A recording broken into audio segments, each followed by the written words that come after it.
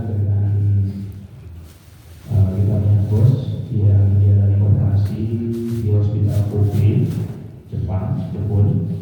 Jadi alhamdulillah operasi berjalan dengan lancar.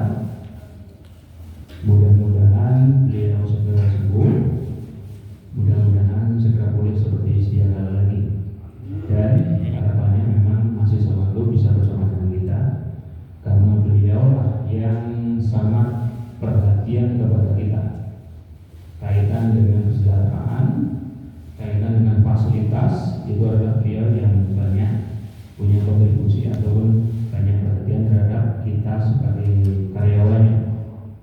Dan selain daripada kontribusi di kesejahteraan, di kesehatan, juga di dalam beribadah, ini pun termasuk kontribusi daripada beliau. Yaitu itu hari sebetulnya adalah dulu masjid kita adalah Masjid Nurul Iman yang ada di sebelah sana, yang sekarang menjadi asramanya Pak Leman dan asramanya Pak Yahya dan seluruh keluarga. Itu dulu ada masjid. Sebelumnya kita hanya minta untuk direnovasi bagian bawah. Bagian bawah masjid itu sudah keropos, lantainya itu lantai masjid panggung, itu lantainya sudah ada banyak dimakan aneh-aneh dan dilapuk. Kita minta diturunkan untuk di bawah dikasih lantai semen. Tapi atas inisiatif dari Miyamoto-san, kemarin baru sedikit Pak Yahya sedikit kasih tahu waktu bincang dengan Dato. Waktu Dato berkunjung ke masjid ini, ternyata yang menginisiasi daripada pembangunan Masjid Mahmud Yahya ini adalah Mr. Miyamoto yang langsung disetujui oleh Dato. Jadi alhamdulillahnya, yang awalnya kita hanya minta untuk renovasi Masjid Nurul Iman bagian bawah dikasih semen, ujung-ujungnya dibuatkan masjid yang semegah ini. Ya alhamdulillah, bila dibandingkan dengan Masjid Nurul Iman, jelas memang jauh lebih selesa, lebih nyaman di dalam kita ibadah di Masjid Mahmud Yahya ini. Apalagi kalau dulu di sana hanya full kipas, kalau di Masjid Mahmud Yahya adalah full AC, sudah jauh lebih nyaman. Nah, jadi kita sama-sama berdoa bahwasanya untuk mudah-mudahan Miyamoto-san selalu diberi kesehatan, supaya selalu beliau dapat mengunjungi kita, selalu dapat mengunjungi kita, selalu dapat mengingatkan kita, yang pada akhirnya memang kita selalu dalam keadaan diberikan lebih banyak kesejahteraan yang dapat kita nikmati. Yang kedua adalah kaitan dengan yaitu medika yang bekerja. Yang informasinya adalah dulu untuk informasi daripada pembayaran ini adalah dipotong gaji bagi yang ikut medical check up. Tapi pada hari ini dari Misalkan ada kasih tahu saya bahwasanya untuk medical check up itu tidak dipotong gaji, tapi bukan tidak bayar. Itu selepas gajian, insya Allah mungkin besok gajian ini, jadi nanti disuruh bayar cash.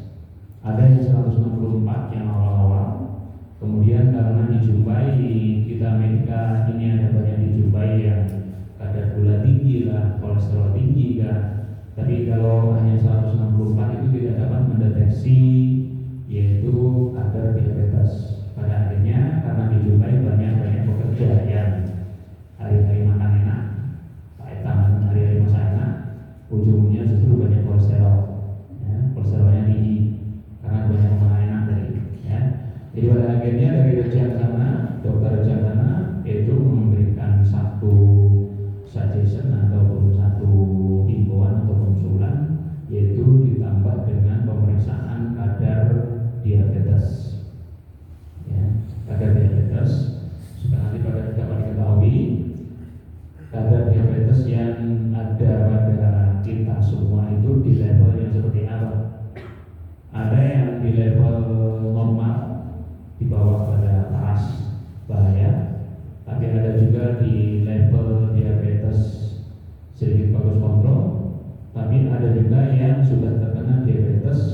dengan kadar yang maksimum sudah, maksudnya sudah mendekati kena gol ataupun apa maksudnya gol asam urat ataupun apa karena ya itu tadi di atas sudah lah seperti ini. Jadi pada akhirnya memang itu tadi bahwasanya untuk dari medika CAD tadi memang kita hasilnya seperti itu. Dan untuk siapa yang barangkali belum tahu hasil medikanya seperti apa, itu boleh merujuk ke klinik. Karena kalau awal-awal dulu begitu hari ini medika, besok ada hasilnya, besok pada saya, itu medika yang kemarin tolong bagikan. Yang awal-awal memang dibagikan, tapi selepas bincang-bincang diketahui ada banyak kesimpulan-kesimpulan yang harus ditindaklanjuti. Mungkin ada yang seperti hanya yang kebanyakan adalah imunnya tidak cukup terhadap hepatitis B. Jadi karena imun tidak cukup terhadap hepatitis B, itu ada kemungkinan lebih senang terkena jangkitan hepatitis B. Pada akhirnya di sana adalah disarankan untuk melakukan vaksinasi daripada hepatitis B. Ini banyak sekali yang harus mendapatkan vaksin hepatitis B. Selain-lain memang banyak lah. Ada juga yang mungkin ginjal ada sedikit bermasalah kan, harus ditindaklanjuti kan. Dari kesimpulan-kesimpulan seperti ini pada akhirnya memang bos ada minta supaya daripada hasil medikal itu ada dibuat satu ringkasan, satu summary.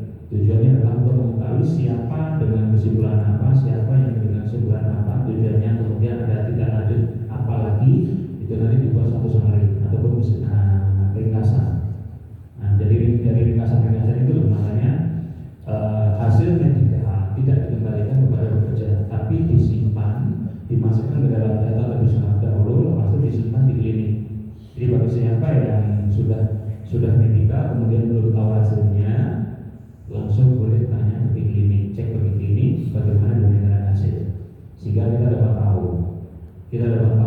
bagaimana harus kita tindak lanjuti dan bagaimana kita sendiri harus menjaga. Ada juga usulan karena data disimpan di klinik, bagaimana kalau berfotokopi? Jadi semua orang satu menyimpan satu. Sebenarnya itu punya data hasil medikal itu adalah hak milik orang yang bersangkutan. Tetapi karena awalnya itu dikembalikan kepada orang yang bersangkutan. Tapi kadang-kadang banyak orang yang tidak dapat menjaga aset pribadi tersebut. Hasil medikal itu penting kan tidak harus kita. Penting sekali kan. Jadi dari hasil medikal kita dapat mengetahui kondisi kesehatan kita itu di level mana, di tahap mana. Tapi ada juga banyak yang tidak ambil perhatian.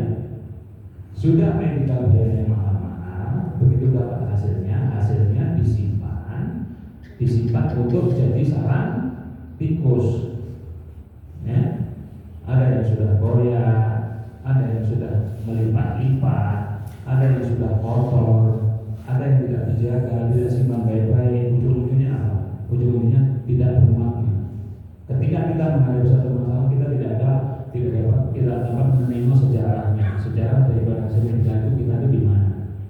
Itulah mengapa pada akhirnya memang itu hasil medikal disimpan di klinik. Jadi bagi siapa yang ingin merujuk ataupun ingin mengetahui hasilnya memang begitu, termasuk yang nanti. Jadi untuk yang sekarang ini yang sudah ada keluar, yang beberapa orang yang sudah medikal, itu sudah ada beberapa orang, ada sekitar 63 orang yang sudah keluar dia punya kwitansi atau bil dari Badan Medika Center. Nanti 63 orang ini nanti untuk awalnya adalah biayanya, pembayarannya adalah potong gaji. Tapi untuk sekarang tidak. Jadi tidak jadi potong gaji. Nanti disuruh bayar cash. Disuruh bayar cash, ada yang 164, ada yang 194. Yang awal-awal adalah 164, yang belakangan adalah 194, yaitu tambahan 30 ringgit untuk cek diabetes tadi. Nanti untuk bayar yang 164 atau 194 nanti itu dibayarkan kepada ketua bagian masing-masing, ketua sesar masing-masing. Nanti akan dikasih kwitansinya. Kwitansi akan dibagikan setelah pembayaran nanti. Lepas itu nanti semua total surat pembayaran itu nanti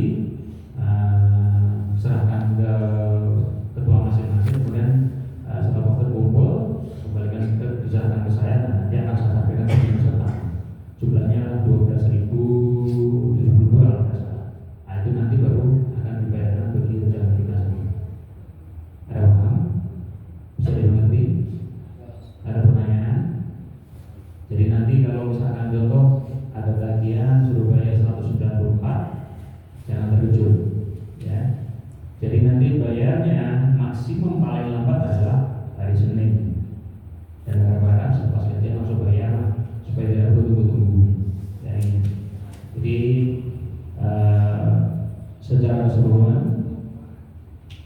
harapan kita adalah selepas kita mengetahui daripada hasil medical tadi, harapannya adalah kita dapat menjaga lebih baik kita punya kesehatan sehingga tidak berakibat dengan lebih serius lagi dari apa yang ada dalam kondisi badan kita tersebut. Dan nanti apabila masih ada yang ingin